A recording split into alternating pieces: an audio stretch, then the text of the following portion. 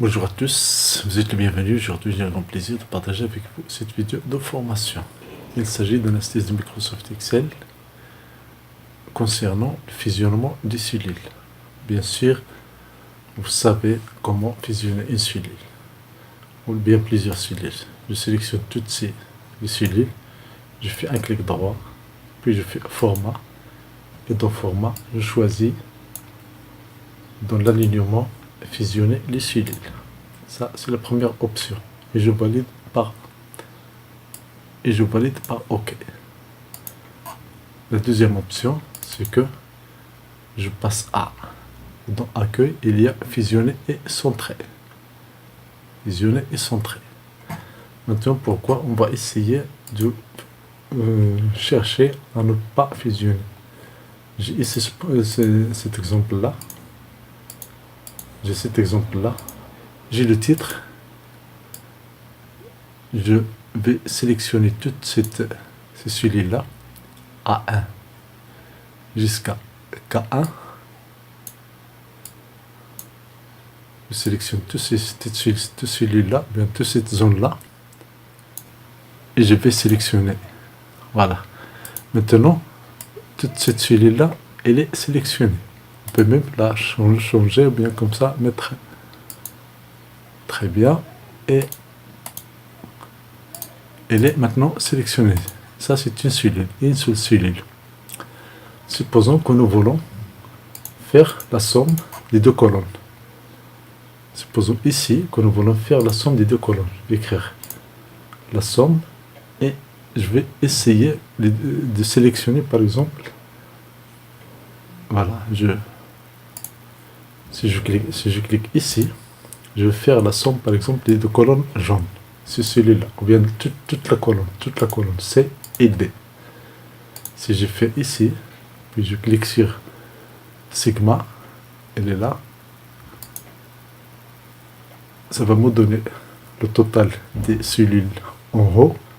Si je prends ma cellule, bien ma souris, et j'essaie de sélectionner la colonne C et la colonne E. Voilà, je sélectionnais C et D. Je veux sélectionner C et D. Remarquez le résultat, c'est toute cette zone-là qui est sélectionnée. Toute cette zone-là, autrement dit, toutes les colonnes de A à K, elles sont sélectionnées. Alors, ce n'est pas ça ce que je veux. Donc, si je fais, j'annule. Ici, donc si je sélectionne les deux colonnes C et D, par la souris dans une formule, si toutes les colonnes A et K sont sélectionnées. Donc la solution pour ce problème-là, c'est que je sélectionne toutes les lignes-là, voilà, toutes les lignes de ce tableau-là. Je rétrécis un peu comme ça, pour voir un peu clair. Et voilà, maintenant, je sélectionne la zone A1 jusqu'à K1 et je fais un clic droit. Et dans un clic droit, je fais format de cellule. Et dans format de cellule, je déroule cette liste déroulante dans alignement des textes horizontal et je choisis centrer sur plusieurs colonnes. Centrer sur plusieurs colonnes. Et là, je fais OK. Et voilà maintenant le texte, titre des tableaux, il apparaît au centre, mais en fait, il n'est que dans la première cellule. Il n'est que dans la première cellule. Pour vérifier ça, cliquez dans P1, vous allez voir le contenu de P1 est vide. Même chose pour C1, D1. L'avantage pour ça, c'est que si je veux par exemple faire la somme des cellules C et D, des colonnes C et D, les colonnes C et D.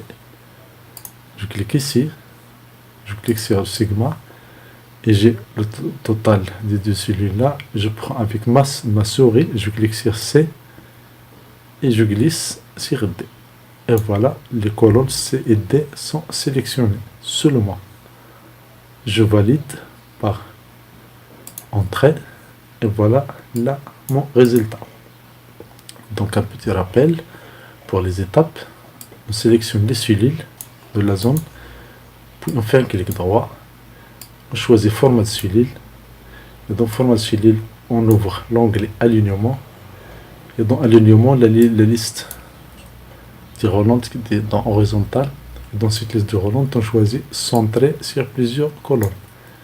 Et bien sûr, on valide par OK. Donc pour voir ces étapes-là, voilà une image qui explique tout. Voilà une image qui résume tout.